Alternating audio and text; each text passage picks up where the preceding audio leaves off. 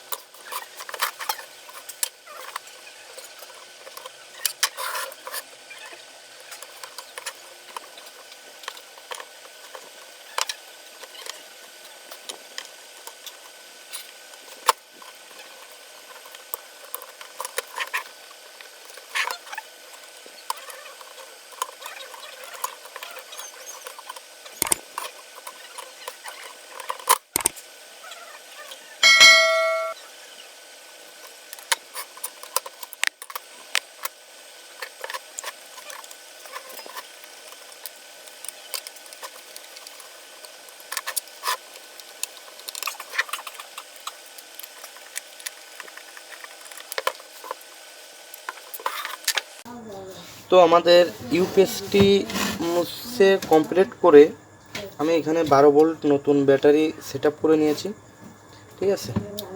তো এখানে 12 ভোল্ট আমাদের একটা ব্যাটারি লাগিয়েছি। এখানে আমি কানেকশনগুলো শুধু ট্রান্সফরমারটি এখানে রং করে, মানে রং করে না, বার্নিশ করেছি আমি এখানে। এই বার্নিশগুলো করেছি যাতে ট্রান্সফরমারটি জং না পড়ে যায়। আর এটা ভালো করে পরিষ্কার করে আমি এগুলো লাগিয়ে নিয়েছি। আর এখানে আমাদের যে সার্কিটটিতে সমস্যা ছিল, আমাদের সার্কিটটিতে আসলে কিন্তু কোনো প্রকার সমস্যা নাই। আমাদের সার্কিটটি ওকে। আমাদের সার্কিটটির এখান থেকে যে 12 ভোল্ট লাইনটা ঢোকে, এখান থেকে দেখতে পাচ্ছ, এখান থেকে যে 12 ভোল্ট লাইনটা ঢোকে, আমাদের এই লাইনটির যে পিনটি লাগানো, এই পিনটি এখান থেকে ছুটে গেছিলো, মানে জ্বালাইটিতে কানেকশন পাচ্ছিল না, লুজ কানেকশন হয়ে গেছিলো। এই জন্য আমাদের এখান থেকে সার্কিটটিতে ভোল্টেজ আসছিল না, এই জন্য এটা আমাদের সার্কিটটি ওপেন হচ্ছিল না, ঠিক আছে। আর এখানে আমাদের দুইটা মসফেট ছিল, তো না সরি, একটি করে মসফেট ছিল, এই পাশে একটি আর এই পাশে একটি। তো আমরা যেহেতু 4টি মসফেট থাকে, তো আমরা 4টি মসফেট লাগিয়ে নিয়েছি। এই দুইটি এধারে 2টি মসফেট আর এধারে 2টি মসফেট। আর এটা আমাদের 12 ভোল্ট আইসি, ঠিক আছে। তো আমাদের এই ছিল সার্কিটের সমস্যা। তো সার্কিটের কোনো আসলে কিন্তু কোনো সমস্যা নাই।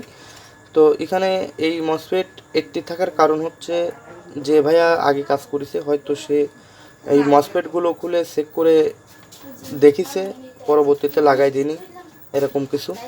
তো সার্কিটটি আমি এখানে সেট আপ করে নিব, সেট আপ করে তোমাদের রান করে দেখাবো যে আমাদের এই সার্কিটটি রান হয় কিনা। ঠিক আছে,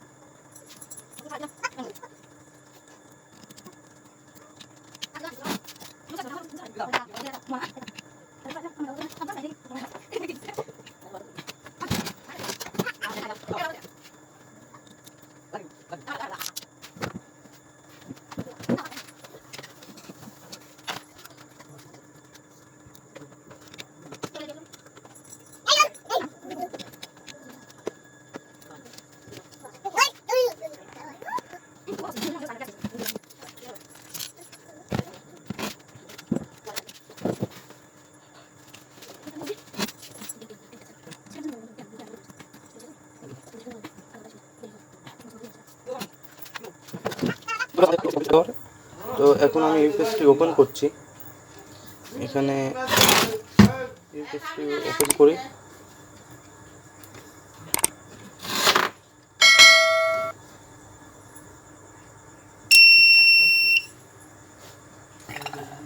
তোমরা দেখতে পাচ্ছ আমাদের এখন ইউপিএসটি ওপেন হয়ে গেছে।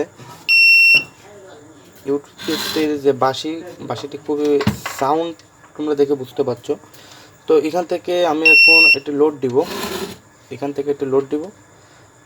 তো এটা ইউপিএসটি অফ করে দিলাম। অফ করে দেওয়ার পর এখান থেকে আমি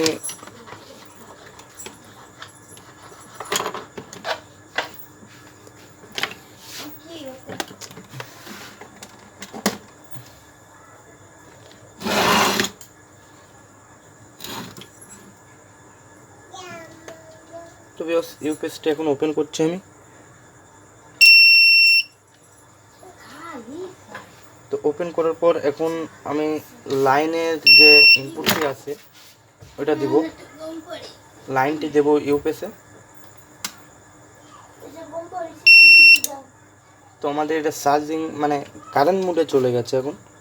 তো এখন কারেন্ট মোডে বলতে মানে এখন কারেন্টে চলবে, আর যখন আমরা ব্যাটারি ব্যাকআপে চালাতে যাব যখন কারেন্টটি চলে যাবে, দেখুন আমি কারেন্টের লাইন অফ করে দিচ্ছি। আমাদের কারেন্টটি চলে গেছে। তো আমি এখন ফিরে আবার কারেন্টটি এখান থেকে দিয়ে দিব। আমাদের আবার কারেন্ট মোডে চলে গেছে। ঠিক আছে, তোমাদের ইউপিএসটা এখন ওকে। তো আমি এখান থেকে একটি লোড দিয়ে তোমাদের দেখাই।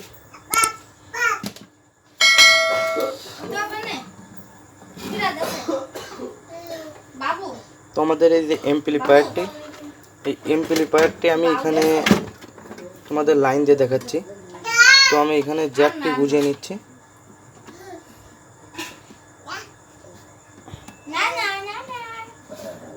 তো আমি জ্যাকটি দিয়ে দিচ্ছি। এখন এখানে আমি পাওয়ার বাটনটা চাপছি।